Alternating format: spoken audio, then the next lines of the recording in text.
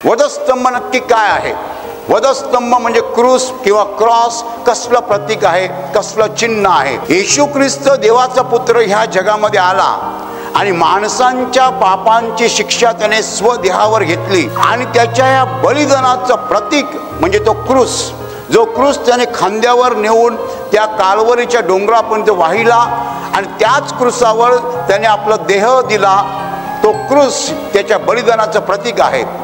तो क्रूसावर मेला म्हणून माणसाला पापांची क्षमा मिळते. त्याचा क्रूस उभ्या मानव जातीची एकमात्र आशा आहे.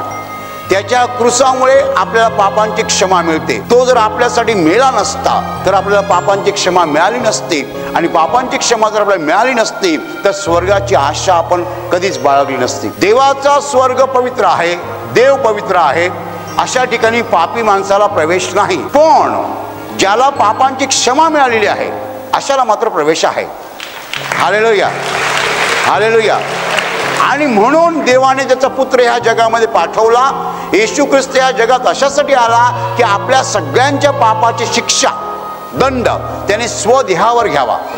त्याला जे फटके मारण्यात आले ते त्याच्या पापांचे नव्हे, आपल्या पापांचे.